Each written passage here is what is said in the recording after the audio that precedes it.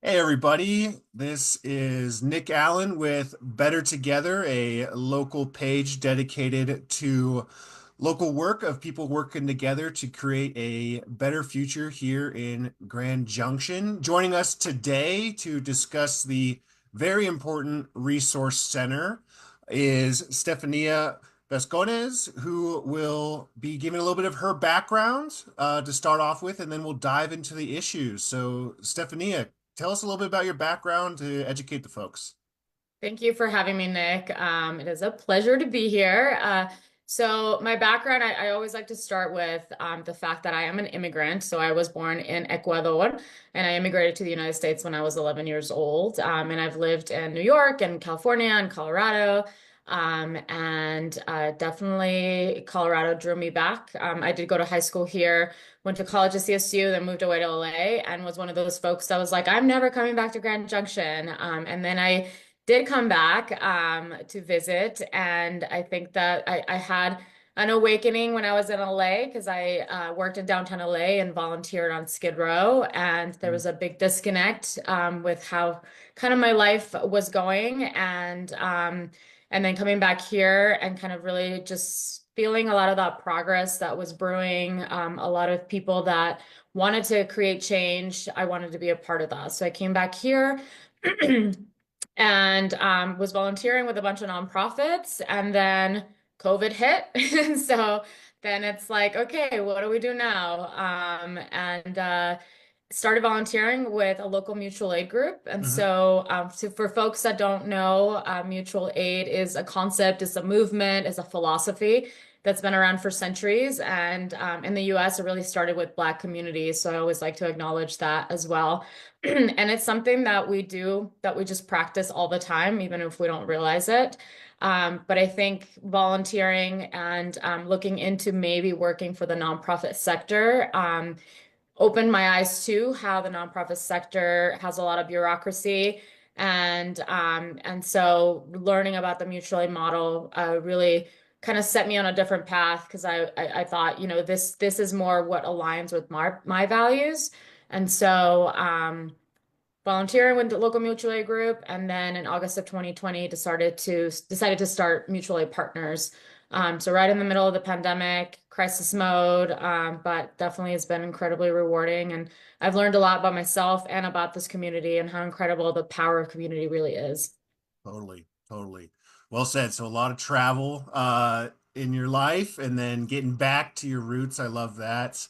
So yeah, staying a little bit on kind of the start of mutual aid partners. So I remember in 2020 helping just a few times with the feed. Is that was connected, right? Or kind of So the that was solidarity, not charity. And it is okay. absolutely they do mutual aid work. They Hmm. are in from what I know, the history of Grand Junction, solidarity, not charity is kind of like the OG mutual Sure. aid movement.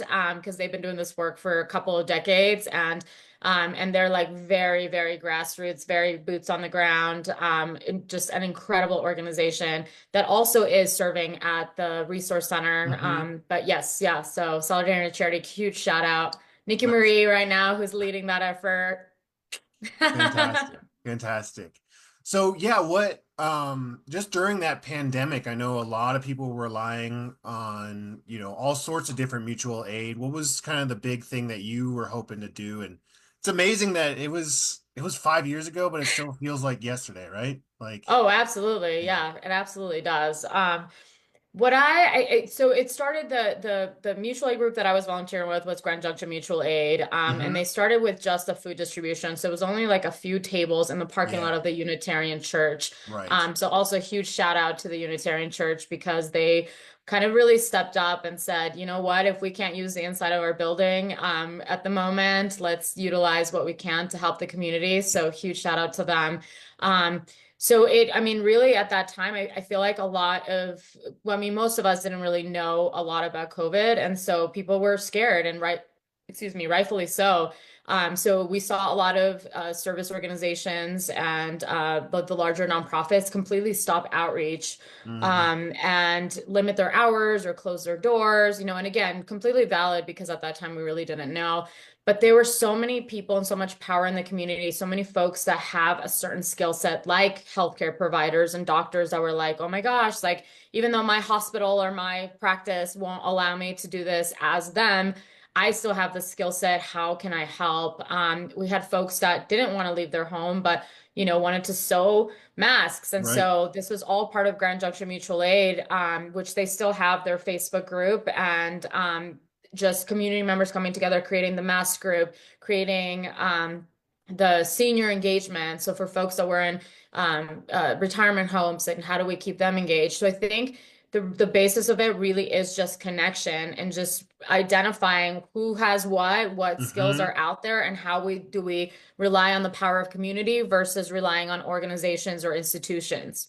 I love that. Yeah. So kind of the ground up, using that web and really, but making sure those connections are there so people are aware and how they can get those resources. I think brings us pretty solidly to the main topic of discussion today, being the resource center. Is there an official title for the resource? I just call it the resource center on Ute, but is there an official title? It's just the Homeward Bound United Way Resource Center. Okay, I think it has multiple things that people refer to it as, but yeah, sure. it's the Homeward Bound United Way Resource Center. Okay, perfect, perfect. For the record. Well, Yes. let's start with a little bit of background, specifically like, why was it constructed? What happened? What was kind of the lead up to it? hmm So, the catalyst was the closure of Whitman Park. Mhm. However, I think about a year and a half before that, when everybody, all the different states were receiving ARPA funding, and Yep, that being was to the help. uh Go ahead. ARPA stands for. I got I you. don't know. American Uh, Rescue Plan. Yeah. there Just we because go. we live in the acronym world, I came from Yes. the nonprofit world. I'm now in the education world. So yeah, I Yes, ARPA is yes. the And I easy knew one to that say when you though. said it, I was like, yes, yes, exactly. Yeah, American Rescue Plan. Yeah. So all these states and municipalities were getting this ARPA fund. So Hmm. the spirit of it was to help organizations and businesses and local governments be able to help us, like rescue us, like help us to make sure that we can get back on track after COVID. And Right. so this funding that we received was, I think, close to $9 million. Hmm. And there was a community coalition that was community members, businesses, Chamber of Commerce, local officials that all formed this committee to really survey the rest of the community at large to find out what are our top three priorities for what this money should be spent on. And one of those three priorities, of course, we have housing and we have mental health, and then Hmm. houselessness was one of the top three priorities. And so when city council is allocating this funding, they went off of really what the community voice was. And so I think that a lot of folks don't understand that that funding was earmarked for homelessness, houselessness, homelessness. And that funding really sat there for about 18 months. Right. And so for a lot of other communities that were utilizing the funding for like direct cash, really working with the boots on the ground nonprofits, our community really took a step back and said, we really want to hear from all of the stakeholders. And that, as we know, if we still surveyed people now, they would still say that that is a top priority. So Hmm. fast forward to the closure of Whitman Park, which was, I mean, how it happened. And I'm gonna probably take some slack for saying this. Like, I do think that something had to happen to really catalyze what came after. The Okay. way that they went about it was not at all the way that they should have gone about it. Yeah. Not having an alternative, not we worked very closely with the housing division. And so the other caveat is that I don't like the umbrella term the city, because there are really incredible people within the city Mhm. structure, specifically the city housing division. Shout out to Ashley Chambers, Sherry Price, Lindy Hodges, and now Kira Old, who's a part of that team, who really do care. And they do come from a background of housing first, models and how do we educate the community? How do we really bring people together? So we were already, I think that division was started maybe 9 months before that or something like that. So they Right. were still fairly new. Right. So they were meeting with service providers. We meet with them like 2 or 3 times a week at that point. We really felt like we were making a lot of progress. The unhoused survey had already been done. And so that was really engaging our unhoused neighbors into what their priorities are and what their needs are. So all of this momentum was happening and all this work in the background that people didn't realize was happening. And Hmm. then all of a sudden, our city manager made a call and that was within his jurisdiction. And so he made this call and it just chaos ensued. Now, like looking back on it, I feel like it was very strategic that they did it on a Tuesday morning. We Mm. found out about it Friday afternoon, I think, as we got the call, or Monday morning, something like that. It was like Right. something that was just, there was nothing we could do. We really Hmm. couldn't, the word cannot get out fast enough when folks don't necessarily have access to technology and all that stuff. And so I do feel like they strategically did it on Tuesday morning because those fences went up Yeah. and folks were just like, WTF? Like, Hmm. um, and then folks came to the distribution day at the UU and we were not prepared. However, that's what we do best. And so, yeah, so it was pretty intense. And I remember the media showing up, the Sentinel, and everybody just being like, "How do you feel about this?" Like, and I sat down and I was really upset, but it took me a second to be like, "Why are you asking me? I'm going home to a Mm. warm bed." Indoor bathroom, like I have a vehicle, like this is an inconvenience for us because we weren't prepared, but Right. not really. Like we're like, let's get our organizers to sit down with folks and really listen to how they're feeling about this because that is what matters. So I think a lot of constructive work came out of that. And one of those things was that now City Council was under fire about what happened, and they Hmm. really had to come up with like, okay, y'all messed up with not having an alternative. Like, Right. what do we need to do? And they're like, we have this funding. They asked if Homeward Bound and United Way would be willing to step up and take leadership in this project. And they quickly met over like a couple of different weeks.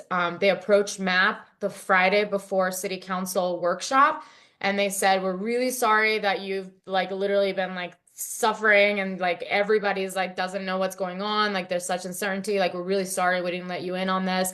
But we just had to have a plan that was really like concrete to present to council, and we had a 2 week turnaround. So now we want to ask if MAP would be willing to move their programming and be an anchor partner at the resource center. Okay. Okay. So Yeah. they had their plan developed. They needed something quick, and then they started going out and reaching out to different Yep. programs like MAP. hmm Okay. Cool. Exactly. Yeah. And I like just broke down in tears because Mm. I mean, we were just under a lot of pressure just to figure out how we're accommodating such an influx and just like because mutual aid work is work in solidarity, like we're right there with folks. And so hearing these conversations every day, listening to folks every day, making sure that we're uplifting their voices, speaking at city council, all that stuff. I mean, it's like it gets you too. And Yeah. so I just broke down and I was like, oh my gosh.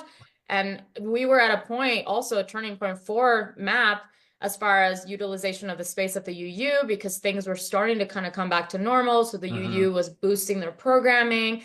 And we were utilizing a lot of that space. And so, so it just felt like a very organic next step of like, okay, we were also waiting on funding Hmm. that would be like specifically True Street Outreach and all of those pieces fell into place. And so for us, it really felt like, okay, this is like what we need to be doing. Like the universe is giving us the green light. Right. So we did.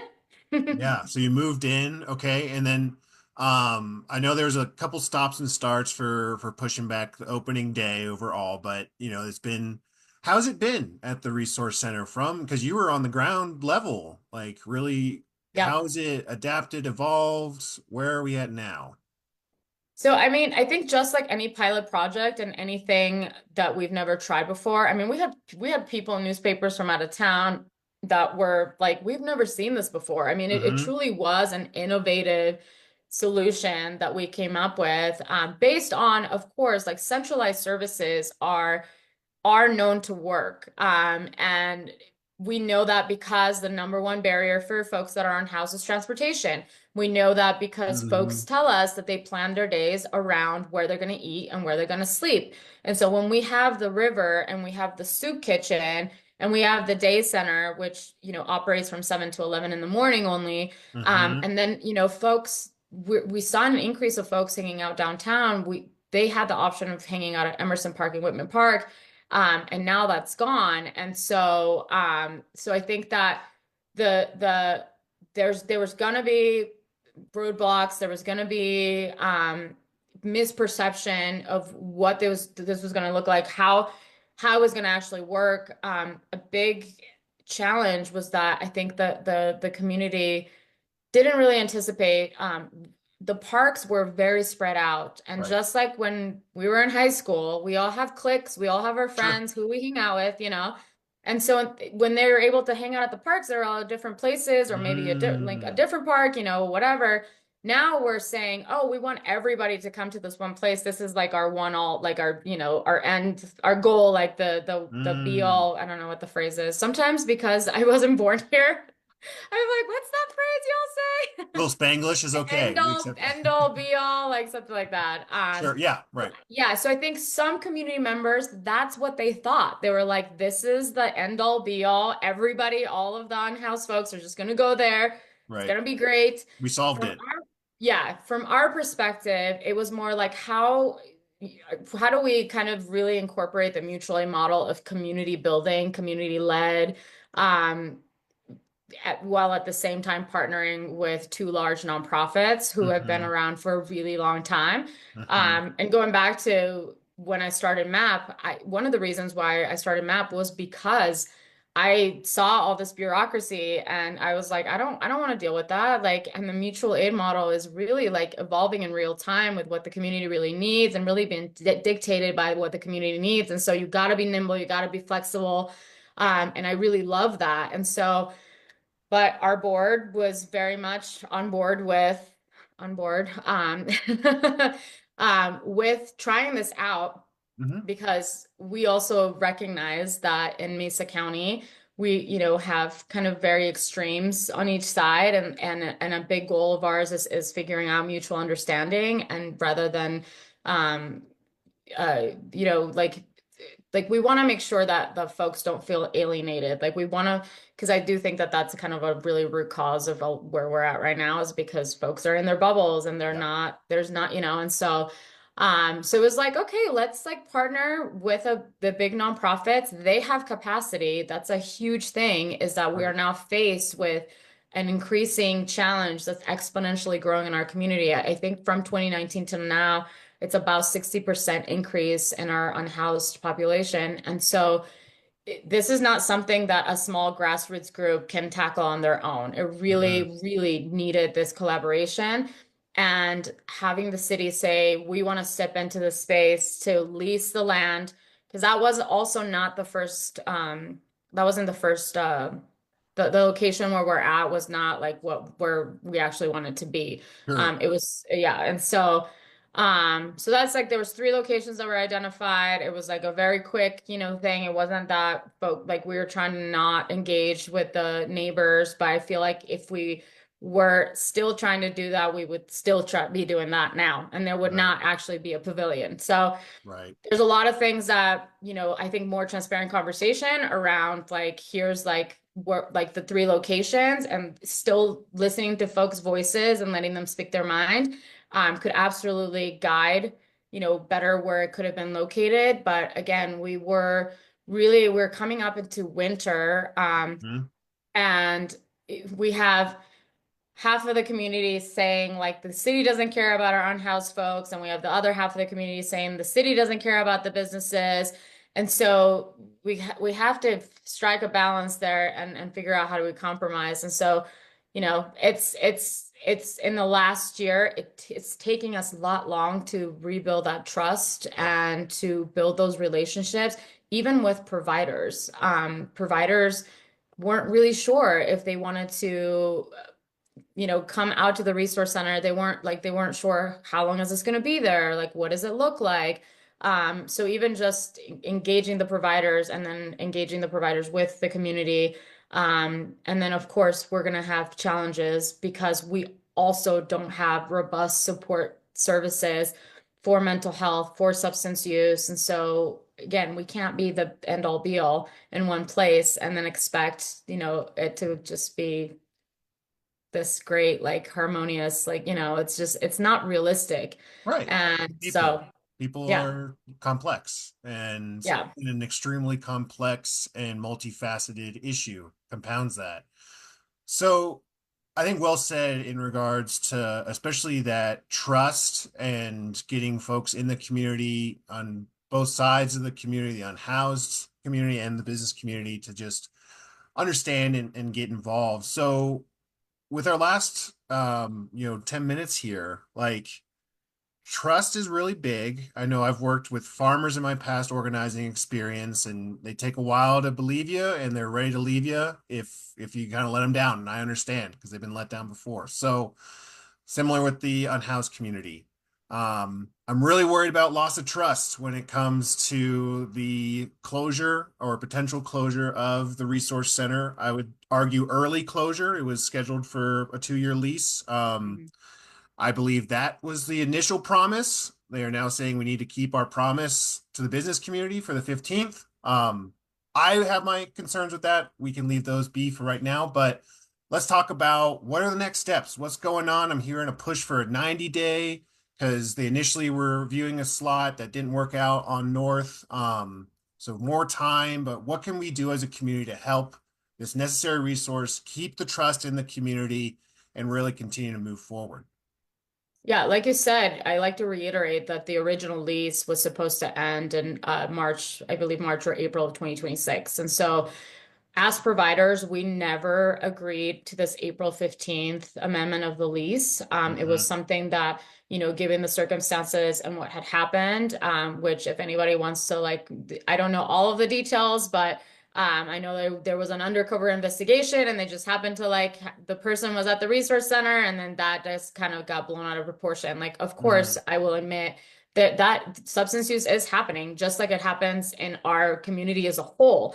And Right. so, but yeah, so I think that there was a lot of fuel with that specific Mhm. incident, as well as some of the neighboring businesses and nonprofits, that kind of believed that low barrier, was not really the way to go, and saw, increase in challenges for their own businesses and their services, which again, this is just going to continue to happen. So I think that a big point that we're trying to make is that if folks think that things will go back to pre-Whitman Park closure, that is not going to happen with the 60% increase in our unhoused neighbors.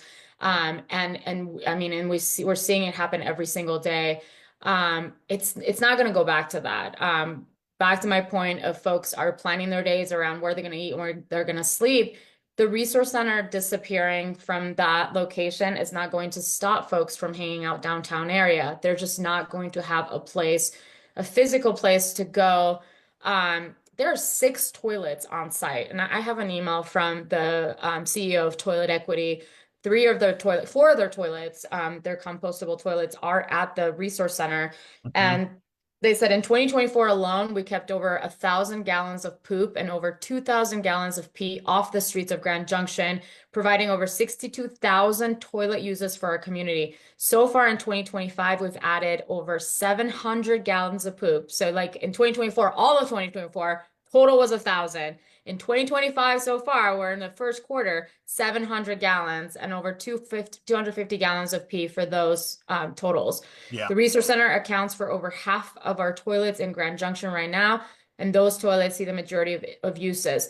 So, I think like we definitely have to approach it in a way where folks can actually understand from their own perspectives. And so I encourage folks to think of it like what is the one thing that you're worried about that's not just the optics of having unhoused folks, which is, we've obviously seen an increase of that.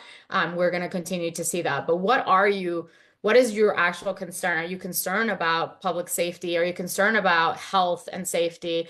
Hmm. And think about what's going to happen if this massive resource that's serving over 200 people every day goes away, 6 toilets go away, 3 showers go away. Um, a place where folks are just able to store their belongings every Right. single day in lockers safely, if that goes away. So thinking about what is this going to look like when we already had West Springs Hospital close. Hmm. I believe I heard that the special place, all four of those homes are closing as well. So folks that were in their mental health program. And so don't quote me on that, but that's also what I've heard is that we're just seeing a significant decrease in resources. And Yes. now we're going to take away this massive resource for our community that since the closure in December and the training and the um, really troubleshooting Hmm. what we saw were the issues. Since then I mean, we've seen exponentially the success stories, the folks that are getting on the home housing waiting list, the folks that are becoming more engaged, that actually are feeling human and are feeling like, oh, I have value in this community, and perhaps like I can move past the survival mode and actually try to like operate and be like a part of this community, which a lot of those folks feel invisible. So Right. so our call to action is really we hope that the city they have two locations that potentially will be viable for this. It's not like they're sitting on their butts not Hmm. doing this. The staff has worked diligently, looked at over 30 locations for another resource center. And we thought, as service providers, even though we didn't agree on April 15th, we were like, okay, they found something, they're doing their due diligence, like it's gonna happen. And then that fell through like 3 weeks ago, 2 weeks ago. And then Right. all of a sudden we're like, wait, okay. So what we heard as providers was that council said they wouldn't shut it down without an alternative. And now we're coming up on an election and it's like, okay. And then the business owners like latched onto this. You lied to us if this doesn't close Hmm. on April 15th versus no, like we're all doing our best here and we all have done what we can, and that fell through. And now we just need a little bit more time. There is an alternative site for limited number of services. The distribution event will move to this other site. Um, but we're going to lose so much momentum. Like I mentioned before, centralized services are so incredibly important because of the lack of transportation. And so, if as a community we're thinking, what is our end goal? There's multiple ways for us to get there, and there's multiple models and perspectives of like how we get there. But if we really are focusing what our end goal is and what do you care about with this community? I would encourage you to speak up. You can email city council. You can come to do public comment tomorrow at 5:30. So if folks don't know, I know that the city council meetings typically are on the first and third Wednesday of the month. They did do a special city council meeting tomorrow at 5:30. So it'll be at City Hall, just like your regular Wednesday meeting, specific to the resource center so that they can hear from the public. So I know no, there's gonna be somebody very unhappy with whatever decision it is. But I would just urge folks to consider the human aspect of folks that really are going to be deprived of basic needs, of a bathroom, of a place to just sit down. We expect folks to get a job or look for housing. How can they do that if they can't charge their phones? How can they do that if they don't have a safe place to store their things? How can they do that if they are not able to shower to go to their job interview and they're embarrassed? Like there's just so many things that we just take for granted. So, oh my gosh, I talk so much. No, I mean, that's huge. I did not know about the meeting tomorrow. That's really big. So 5:30 at City Council or City Hall. Yeah, make sure they're going to have public comment is what Yep, you're saying. Okay, so make yep. sure you're showing up. I'll do my best, see if I can be there myself, or definitely will at least be watching. And spread the word to your friends. I mean, the thing that gets me in this regard is you're exactly right. And even the business community talks about it is like, Well, once the resource center closes, then everybody has nowhere to go. It's like, exactly. You're exactly right. And so closing the resource center will give them even less places to go throughout the whole day, which will impact your businesses. I mean, that just the use of restrooms. And we have some Yep. great businesses downtown that I'm sure are going to be okay to open up the restrooms, but not for that many people. They just can't physically do that. And Yep. so it's going to have massive impacts like we saw reverberate after the closing of Whitman Park. And I think, Mhm. like you said, to a whole new level. We have 60% more unhoused people in our community since then, and it's getting harder right now. There's a lot of potential crashes coming, and we need to Yep. be make sure we take care of our people right now.